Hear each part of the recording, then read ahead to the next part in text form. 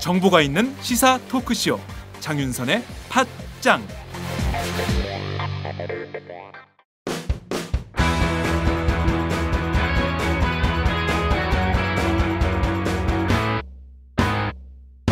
색깔 있는 인터뷰. 색깔 있는 인터뷰 시작하겠습니다. 올해 급증한 주택담보대출의 절반가량이 생계자금이나 다른 빚을 상환하는 데 쓰인 것으로 드러나 충격을 주고 있는데요. 오늘은 관련해서 국회 정무위 소속으로 이 같은 내용을 파악해서 처음 발표한 새정치민주연합 신학용 의원님을 연결하겠습니다. 의원님 나와 계신가요?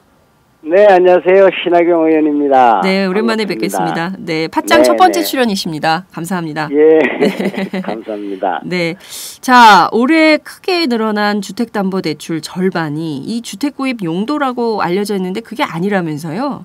예, 예. 구체적으로 어떤 자료가 나온 것입니까? 예, 우선 이걸 정확히 알려줘야지 우리 청취자분께서 이해가 쉬울 겁니다. 네. 우선 가계부채 하면은 담보대출이 있고 신용대출이 있습니다. 네. 그렇죠. 담보를 갖고 그렇습니다. 돈을 빌리는 경우, 신용으로 빌리는 경우, 네. 그게 각각 따로 있는데 그 두 개를 합한 겁니다. 그리고 요거는 기간은 일단은 구체적으로 올해 1월에서 3월 1분기를 주로 분석했고요. 네. 그래서 보면은 가계대출 자금 용도별 현황 자료라는 것을 분석한 거죠. 여기에 보면 주택담보대출의 절반 정도가 주택 구입 이외의 생활자금, 또 사업자금 뭐 여러 가지 많습니다. 빚을 또 갚는 데도 쓰고 이런 게 골자되었고, 예를 들면은 그 중에서 상세한 분석은 더 많은 자료를 봐야 되지만 약 30% 정도가 순수 생계비로 지출되지 않았냐 이렇게 분석되고 있습니다. 그러니까 주택담보대출 받아가지고 생계비로 쓰는 사람들이 30%나 된다 이런 얘기인가요? 예.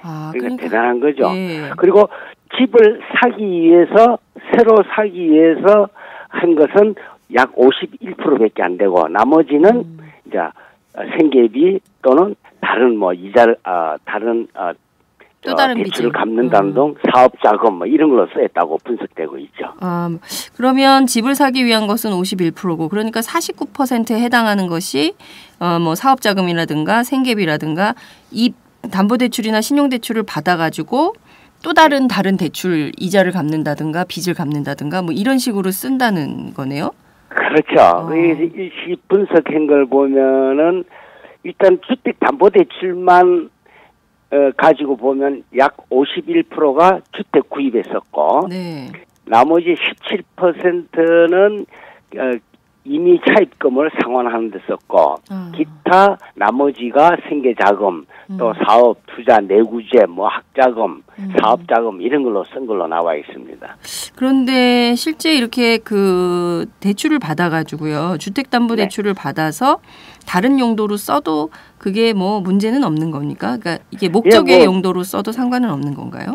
대출은 그렇지 않습니까?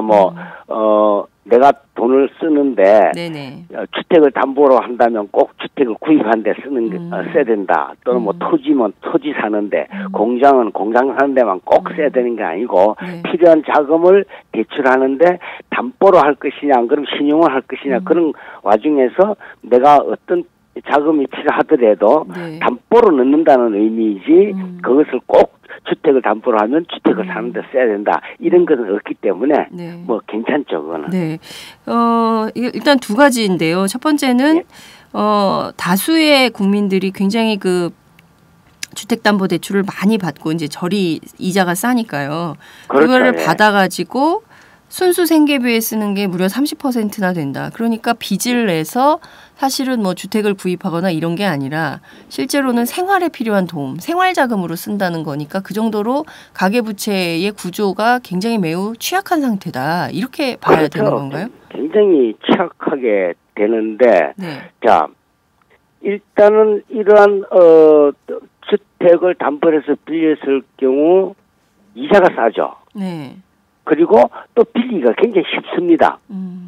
그렇기 때문에 신용대출보다는 담보대출로 주로 이용을 많이 하고 할 수 있으면은 네. 그런데 주택 구입을 한다면 주택인 게 남아있기 때문에 네. 이런 가계부채는 비교적 안전하고 또 관리가 가능하죠. 또 이율도 싸고 나름대로 뭐 변동금리나 또 일부 뭐 같이 분할 상환을 한다면은 네. 관리하기가 쉬운데 네. 이 생계형 대출이거나 또는 이미 빚을 갚기 위해서 했다는 중 기타 다른 것은 연체율도 높고 또 부실 위험이 큰 것으로 지금 분석되고 있습니다. 그런 통계도 많이 나와 있고요. 그러다 보니까 요번 제가 이렇게 발표한 것을 통해서 네. 현재 가계부채의 구조적 문제가 좀 심각하다. 그래서 이로 인해서 언제든지 이 심각한 가계부채가 국가 경제까지 큰 영향을 미칠 거다라는 걸 지금 저는 우려하고 있는 거죠. 네, 말씀하신 대로 지금 가계부채의 구조적 문제가 드러난 첫 번째 사례로 이렇게 볼 수가 있는 건데, 그러니까 사람들이 일단 급하니까 주택담보대출로 빚을 얻어서 이걸로 애들 뭐 대학교 학비도 내고 또 그렇죠. 생활비도 쓰고 당장 급한 대로 막 이자 쫄리면은 이자도 갚고 뭐 다른 데 빚 있으면 돌려막기도 하고 카드빚도 갚고 막 이렇게 하는 거예요. 그러면 이렇게 해서 다 하면은 상환 능력이 없어지는 거 아닐까요? 그렇죠. 네. 왜냐하면 가계부채는 늘어나면서 만약 소득이 늘어난다면은 괜찮겠지만 그렇지 않는다면은 조그마한 변동만 일어나면 큰 문제가 생기죠. 예를 들면은 이제 미국 같은 경우는 곧 9월 정도에 금리를 인상하겠다 그러고 저희들도 거기에 따라갈 수밖에 없지 않느냐 이런 생각이 듭니다. 그럴 경우 이자 부담은 상당하죠. 예를 들면 전체 가계부채가 1,100조로 잡을 때 현재 0.1%만 올라도 약 1조 원이라는 돈이 이자가 더 나가야 됩니다. 그러네요. 그건 대단한 거죠.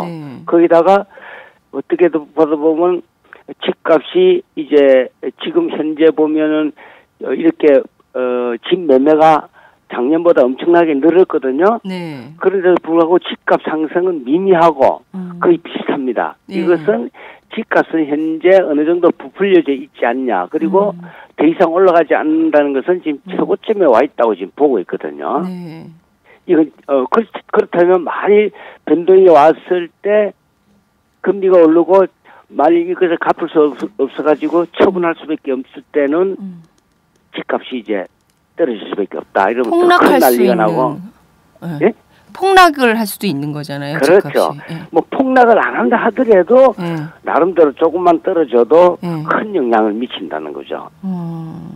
그럼 사실상 그 포인트를 9월 정도로 생각하시는 겁니까? 이를테면은 가계부채 폭탄이 터지는 시점. 9월에 미국에서 뭐 금리 인상할 거라는 게 거의 뭐 전문가들도 그 쭉 발표를 보면 예상하고 있기 때문에 그때부터는 다른 이자 상환 또 분할 상환 같이 하다 보면은 소득은 오르지 않고 가처분 소득은 뭐 그대로 있는 상황에서 그럴 경우는 아무래도 힘들게 되겠죠. 그렇죠?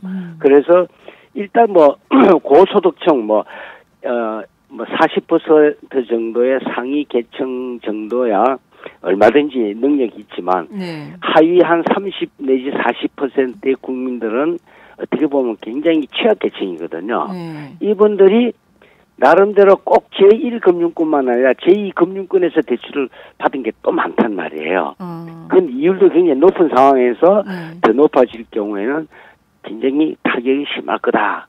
그럴 경우에는 잘못하면은 큰 대란도 생각해 볼 수 있지 않겠느냐. 그래서 제가 이렇게 계속 주장하고 있는 겁니다.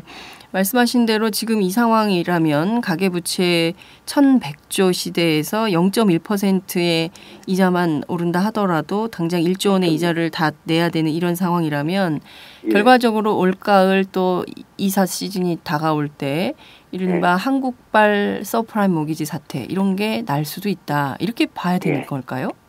당연하죠. 저 2008년도에 미국의 서브프라임 모기지 사건 아시죠?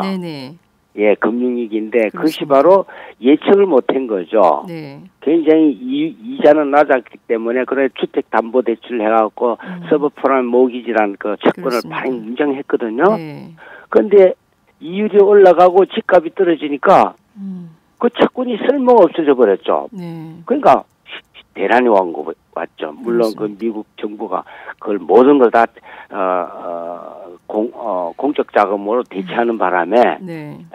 그래도 평정이 됐지만 우리도 그거는 예상해야 된다고 저는 보고 있습니다. 네, 지금 대비를 해야 된다. 정부가 이런 그렇죠. 상황이 올 수도 예. 있다는 거를 만약의 상황을 가정해 놓고 최악의 상태를 가정해 놓고 이거를 예고하고 준비해야 되는데 예. 지금 보면 정부는 이 주택담보대출이 증가하는 주요한 원인은 사실 이게 주택 거래량이 증가됐다 이렇게 분석을 하고 있거든요.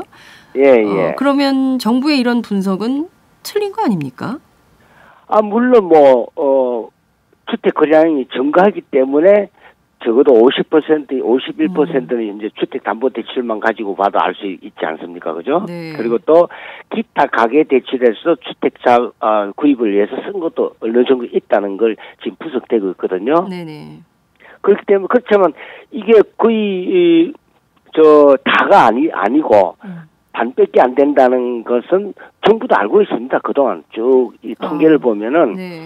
주택담보대출의 금액의 50% 정도만 새집 사는 데 쓰고 나머지는 다른 데 쓰다는 거 다 알고 있습니다. 정부도 안다는 거죠, 이 상황을. 알고 있죠. 다만 주택 거래량 증가가 나름대로 여기에 기여를 많이 했기 때문에 부정할 수는 없지만 그 반이 주택거래 외에 사용된다는 게 우리가 좀 더 주안점을 둬야 된다는 거죠. 그리고 그들이 말하는 가계부채가 부실화될 가능성은 낮다고 하는 주장은 이제 잘못됐기 때문에 이걸 계속 하면 안 된다는 걸 저는 말씀드리고 싶습니다. 네, 말씀하신 대로 지금 보면 그 중대형 아파트 입주자의 경우 수도권에 이를테면 생계곤란 때문에 그 아파트 관리비 같은 것도 밀리고 이런 사례가 있어서 엘리베이터 안에 어느 집 관리비 내시라 이런 거를 붙여놓은 집도 있고 이런 현상들이 좀 있다고 하는데요. 이를테면 지금 가계부채를 지고 있는 상당수의 관계자들이 생계곤란자들이다라는 통계도 좀 있을 수 있을까요? 그러면 이를테면은 생활의 어려움 때문에 빚을 져서 계속 이렇게 상환 능력은 없는데 빚을 내서 계속 이렇게 집을 사고 또 그걸 가지고 갚지 못해서 결국에는 생계비로 쓰고 이런 식으로 계속 가면 이게 문제가 심각해지는 거니까요. 심각하죠. 그렇다고 이거 제가 어떻든 제1금융권, 즉 은행권에서 있기 때문에 은행권에서 나름대로 이런 걸 다 분석할 겁니다. 그리고 대출해주고 있기 때문에 30%가량 생계를 위한 대출로 나타나지만 나름대로 신용이 있는 은행 담보대출이기 때문에 신용이 있는 계층입니다. 여기는 그래도. 근데 이걸 미루어 봐가지고 제2금융권에서 대출 받은 사람, 그 다음에 신용으로 받은 분들 중에서 나름대로 주택을 가진 사람들이 만일 그것을 갚지 못할 경우가 많이 생길 거다 이런 거죠. 제가 보니까. 상환 능력이 없는 사람들이 굉장히 많이 늘어날 수 있다라는 것인데요. 지금은 이자가 싸니까 나름대로 가능하겠죠. 지금 조금처럼 차환 대출도 하고 싶고 안 그렇습니까? 이자가 싸니까. 근데 이것이 어느 정도 인계증이 지금 다다랐다고 좀 보고 있고요. 여기에 대해서 외적 영향, 즉 이자율이라든지 기타 집값 같은 것이 변동이 있을 경우에는 취약계층부터 이런 갚지 못하는 상황이 일어날 때는 그것이 크게 번질 수밖에 없다. 이렇게 좀 판단하고 있습니다. 네, 말씀하신 대로 이제 취약계층부터 채무불이행 사태가 벌어지면 걷잡을 수 없이 갈 텐데 그럼에도 불구하고 정부는 계속 빚을 내서 집을 사라고 하고 있는 거거든요. 이런 최경환 경제팀의 정책은 어떻게 보십니까? 그래서 지금부터라도 LTV, DTI 빨리 환원해라. 지금 네. 완화시켰지 않습니까? 네네. 완화하려고 하는데도 불구하고 경기 활성화를 위해서 계속 이렇게 아직도 1년 또 연장한다는 네. 말이 있거든요. 그렇습니다. 근데 전 이런 걸 말씀드리고 싶습니다. 2004년, 5년 때 카드 대란이 있었습니다. 제가 국회의원 초선 때죠. 네. 카드 신용카드 대란. 그렇죠. 네. 신용카드 대란. 네. 뭐 그때 경기 활성화를 위해서 카드를 엄청나게 많이 발행해가지고 그래서 부실돼가지고 약 그 당시 한 5조 원의 부실을 예상했습니다. 네. 이때 약 5조 원의 부실 때문에 하여튼 모두가 여기에 아주 전전긍긍했죠. 나름대로 해결은 됐습니다만은 2008년 미국의 금융위기도 마찬가지거든요. 네. 그래서 이런 거 볼 때 지금 1,100조 원의 이런 가계부채 문제는 네네. 지금부터 준비하지 않으면 안 된다. 그래서 총량 규제를 좀 해라 해더라도 아직은 총량 규제를 할 때가 아니다고 지금 강변하고 있어요. 그들의 근거는 고소득층 40%가 약 70%의 부채를 가지고 있는데 그분들의 가처분 소득이 부채를 갚을 만한 능력이 현재는 되기 때문에 괜찮다. 자꾸 이거 하나 가지고 그분들은 정부에서는 최경환 경제팀을 주장하고 있거든요. 네. 문제는 하위 계층을 따지라 이거지. 취약계층 네. 소득이 적은 취약계층은 가처분 소득에 비해서 부채가 엄청나게 높습니다. 네. 그러니까 비율이요. 이분들이 참을 때 경우를 대비해야지 왜 꼭 고소득층 40%가 괜찮으니까 괜찮다 하면 안 되지 않느냐. 네네. 조금 전에 말씀드렸지만 뭐 지금 제1금융권에서 빌리는 주택담보대출도 네. 약 50%만 집 사는 데 쓰고 나머지는 뭐 생계비 기타 다른 데 쓰는데 네네. 이런 목적으로 절반가량이 사용하는 이 상황에서 네. 만일 금리 인상이 촉발될 경우에는 그것이 대출 부실로 간다 이거죠. 거기다가 주택가격 하락 등의 아마 시스템 리스크가 발생할 가능성이 존재한다면은 네. 정말 예기치 못한 사건에 부딪힐 수도 있다. 지금부터 준비하라 해도 네. 지금 안 하고 있는 상황이에요. 계속 그러니까요. 경기 활성화에 주안점을 두고 있는 거죠. 말씀하신 대로 사실 지금 이 상황에 놓여 있는 분들이 굉장히 많은 것 같습니다. 어제 포털 사이트의 주요 기사 2위에 랭크가 됐더라고요. 그 의원님께서 발표하신 이 자료 기사가. 그러니까 그 정도로 지금 나도 이 상황에 있다라고 느끼는 분들이 굉장히 많다. 이렇게 심리적으로 볼 수도 있을 것 같은데요. 말씀하신 대로 이제 대출 부실로 가지 않기 위한 정부 대책 같은 게 반드시 필요할 텐데 지금 메르스 사태에서도 보듯이 정부가 계속 진단을 잘못하고 있어서 문제가 커지고 있지 않습니까? 네, 그런 것처럼 이 가계부채 문제 그리고 또 이 주택담보대출의 문제도 그냥 계속 이율만 잡고서 한국은행이 이제 기준금리 올리지 못하게 이율을 올리지 못하게 정부가 압박을 가해서 계속 이 정책을 유지한다 한들 이거를 지키지 못하고 끝낸 터질 가능성도 있는 건데 지금 단계에서 정부가 어떤 정책으로 전환해야 된다 이렇게 보십니까? 예, 지금 보면 한원도 지금 걱정을 많이 하고 있지만 메르스 사태 때문에 나름대로 경기가 너무 침체되면은 장기 불황이 올까봐 지금 뭐 또 1.5%로 내렸는데 지금 걱정을 많이 하고 있죠. 이런 판국에 이것도 이용하고 저는 그래서 이렇게 되더라도 LTV, DTI 같은 건 빨리 좀 강화시켜가지고 가계부채 총량제를 좀 줄여라. 한데 그 경기 활성화 우선 문제라서 이쪽에서는 그것 때문에 아직까지도 1년 더 연장하겠다고 하고 있는데 전 지금 강력하게 정부에 주장하는 것은 일단 최경환 경제팀이 이야기하듯이 40%의 국민들은 견딜만 하다. 그럼 좋다. 30% 취약계층의 애로사항을 잘 보고 그분들의 짐을 들을 수 있는 방향을 해라. 좀 거기에다가 투자를 해라. 사실 전번에 안심전환대출에 32조 원을 넣었는데 정책금융으로 넣었는데 네. 그건 다 40% 국민들이거든요. 어느 정도 그냥 놔둬도 갚을 능력이 있는 분들인데 그분들한테 이자를 많이 줄여주고 정말 제2금융권에 있는 신용이 좀 떨어지는 제2금융권에서 대출을 받은 그분들이 약 110만 명 정도 된답니다. 120만 명. 그분들은 지금 이자가 뭐 굉장히 높거든요. 그렇죠. 그런 분들 줄여주면 그분들은 큰 힘이 될 텐데 그분들은 지금 줄여줄 방도가 없는 거예요, 지금. 그래서 저는 제2금융권, 가계부채자, 또 취약계층의 신용불량자라든지 취약계층에서 지금 헤어나지 못하는 그분들의 부채를 어떻게든 해결해 주는데 지금 좀 앞장서야 되겠다. 저는 이런 생각을 하고 있습니다. 아니 근데 도대체 정부가 어떻게 상위 40%를 중심으로 정책을 짭니까? 사실 하위 40%를 중심으로 정책을 짜야 정부의 역할과 중요성이 있는 거지. 약하고 소수자들을 그리고 어려운 사람들을 위해서 일하는 게 정부지.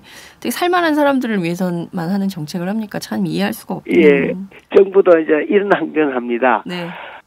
분할 이게 중요한 거는 고정금리의 이제 분할 상환을 요청한 거예요. 왜냐면은 아무리 40%의 고소득층이 하더라도 일시에 갚게 되면 문제가 많이 생기는 거예요. 그렇지 않습니까? 그래서 그분들에게도 나름대로 분할식을 해가지고 일시에 한꺼번에 뭐 전체다가 뭐 몇백 조씩, 뭐 50조, 70조 이렇게 갚아라 하는 게 무리가 되기 때문에 그런 방안을 썼을지 모르더라도 자기들 말대로 그분들에 대한 부채의 감당 능력은 충분하다고 판단했다면은 가장 중요한 취약계층의 도움을 줘가지고 그분들이 여기서 벗어날 수 있게 하는 것이 정책금융이죠. 그렇습니다. 그렇죠. 예. 그래서 여기에 대해서는 정말 계속 정부의 질책을 하고 싶습니다. 네. 말씀하신 대로 지금 메르스 때문에 국민들이 불안한데 그것보다 더 큰 실질적, 생활적 어려움은 이 가계부채 폭탄이 도대체 언젠가는 터질 텐데 저게 언제 터질까. 지금 정부 말 믿고 집 사도 될까. 이런 불안이 굉장히 있는데 정부는 계속 어찌됐든 빚을 내서 집을 사라고 국민들한테 홍보하고 있지만 국민들은 그 말을 그냥 고지고대로 믿기 어렵다. 이런 상황인 것 같습니다. 이게 계속 악순환이 반복되고 있으니까 집값도 안 오르고 거래도 활성화 안 되고 뭐 그런 게 아닌가라는 생각이 좀 드는데요. 자, 의원님 저희가 뭐 이 자료와 관련해서 의원님 또 특별하게 더 준비하신 내용은 없으신 거죠? 이 정도인 것이죠? 예.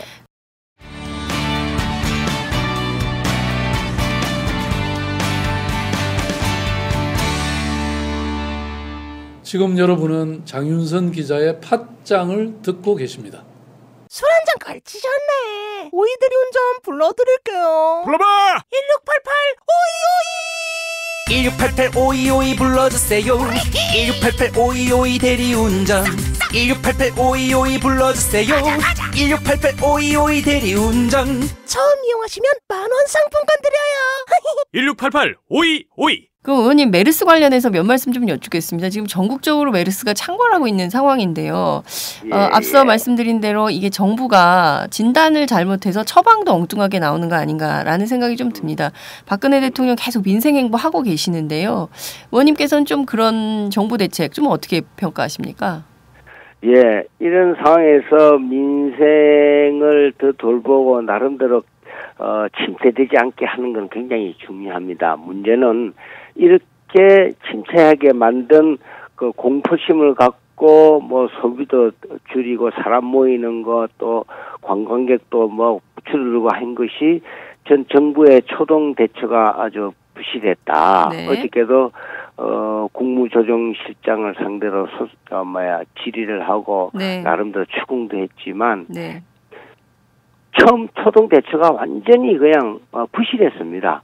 예를 들면은 발생한 지 20일 날 발생했는데 5월 20일이요. 5월 20일 뭐 가만히 있다가 1일 날 됐어요. 6월 1일 돼서 대통령께서 한마디 하니까 그때 총리가 2일 날 총리 대행이죠. 그렇죠. 총리 대행이 관계장관 회의를 열고 대책을 지시하고 그랬습니다. 네.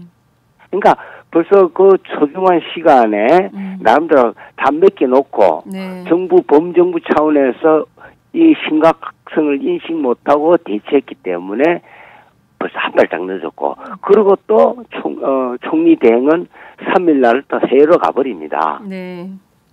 해수장. 그리고 3일 날은 또 그 교육부 장관께서는 지금은 무슨 단계? 주의 단계지만 네, 주의 단계. 실질적으로는 그 경계 단계 수준의 조치는 우리가 해야 된다. 이렇게 말을 하니까 네. 그 보건복지부의 또 책임자는 이걸 반박하고 그런 걸 보니까 서로 소통도 안 되고 네네. 어디 합동 대책이라는 건 없다는 거 보죠.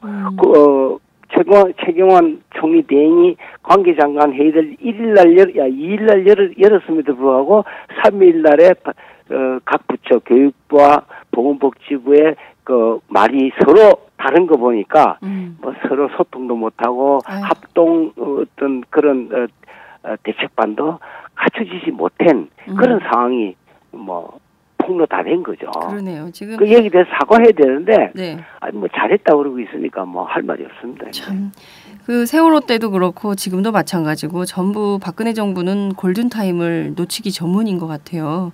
그리고 컨트롤 타워도 지금 불명확해서 위원회는 많은데 메르스 관련 대책 기구는 굉장히 많은데 도대체 그러니까 어디가 말이에요. 종합해서 전체 상황을 관리하는 건지 위기 종합 관리가 전혀 지금 안 되고 있다. 이런 비판을 모든 국민들이 하고 있는 것 같아요. 세월호 사건에서 본보기가 있었는데도 불구하고 똑같은 사건이 지금 반복되고 있거든요. 네. 대책반은 많았지만 그것이 하나의 컨트롤 타워 밑에서 일사불란하게 움직인 게 아니고 서로 각자 흩어졌어. 그렇습니다. 그것이 언제까지냐? 5월 20일 발생하고 6월 3일까지 그런 서로 각 부처가 엇갈리는 반응을 나타낼 그 상황을 보니까 컨트롤 타워도 그때까지도 부재했다고 보는 거죠. 네. 그래갖고 물어보니까 15일 날, 네. 15일 날 국무총리실 대책반이 이제 현장으로 파견되는 거 보니까 네. 그때부터 국무총리실이 아마 컨트롤 타워가 됐다 네. 이렇게 이야기하고 그것이 사실인 것 같습니다. 네, 참 국민의 한 사람으로서 물론 국회에 계시면서도 그러시겠지만 국민들의 입장에서는 정말 이렇게 우왕좌왕하고 어떤 상황에 대해서 주도 면밀하게 파악도 못하고 뭐 진단도 엉뚱하게 하고 대책도 이상하게 하고 이런 정부에 대해서 정말 국민들은 답답한 마음밖에 안 든다 이런 생각이 좀 듭니다. 그렇죠. 자. 저희들도 전문가가 아니라서 어떻게 될지 진짜 사실 모르지 않습니까, 그죠? 예. SNS 같은 데 보면 이제 4차 감염부터는 굉장히 어렵다. 어떤 식으로, 어떤 방향으로 튈지 그렇죠. 모른다. 아무도 예측하지 못한다고 하고 있으니까 더 불안한 거죠. 맞습니다. 그래서 이런 것도 미리미리 정부에서 예측도 하고 국민들에게 예측할 수 있는 방법으로 좀 안심시킬 수 있는 걸 해야 되는데 정부도 거기에 대한 어떤 확신이 없는 것 같아요, 보니까. 그런 발표를 못하고 있는 거 보니까. 그렇습니다. 자, 끝으로 한 가지만 더 여쭙겠습니다. 개정국회법 관련해서 여쭙겠습니다. 이 박근혜 대통령 거부권 행사를 하실 뜻을 우회적으로 청와대가 밝히고 있는 것 같습니다. 의원님 어떻게 보십니까? 자, 이것이 상권분리 위배라고 지금 주장하고 계신데 네. 어쨌든 그 규정이 법률에 위배될 때는 어쨌든 분쟁의 판결은 대법원에서 처우를 하게 돼 있습니다. 네. 그렇기 때문에 강제성이 있다고 볼 수가 없다고 저는 보고 있거든요. 이 국회법 규정이. 네. 왜냐하면 법에서도 규정이 법률에 위배될 때는 위헌법률 심사를 입법 소송을 해가지고 대법원에서 이것이 법률에 위배된다 안 된다 이렇게 판단할 권한을 줬기 때문에 네. 자기들이 정부에서는 하면 되는 겁니다. 또 우리 국회에서 아무리 뭐라 하더라도 네. 고치지 않고 끝까지 가면 되는 거기 때문에 지금 말하는 그런 정당성은 저는 없다고 보고 있습니다. 그렇지만 또 이것이 강제성이 있다 없다 그 따지기 전에 네. 나름대로 전 국민 앞에서 여야가 요구를 요청으로 바꾼다는 뜻은 그만큼 우리가 그를 강제성을 할 의향은 없다는 뜻으로 보인 거거든요. 네. 그렇다면은 헌법에서도 얼마든지 자기들이 다툴 수 있고 국회가 요구하더라도 들을 강제 방법도 없고 또 안 들으면 그만인 것 같고 이리까지 거부권을 행사한다는 것은 좀 다시 생각해야 된다. 너무 정략적으로 나오는 것이 아니냐. 저는 이렇게 판단됩니다. 네, 오늘 말씀 잘 들었습니다. 의원님 감사합니다. 네, 네, 감사합니다. 네, 지금까지 새정치민주연합 신학용 의원님과 함께했습니다.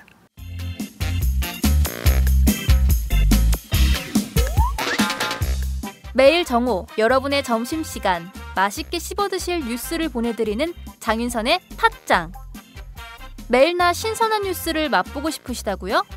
보수 언론이 대충 훑고 지나간 뉴스 그 이면의 진실을 알고 싶으시다고요? 그렇다면 여러분의 곁에 장윤선의 팟짱이 있습니다. 좋아요와 구독하기로 응원해주세요.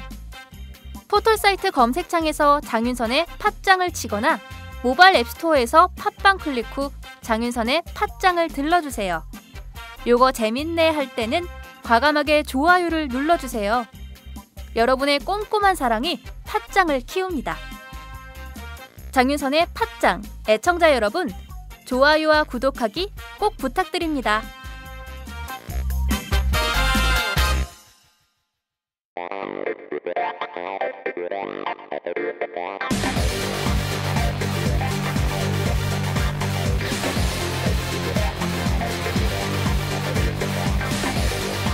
정보가 있는 시사 토크쇼 장윤선의 팟짱.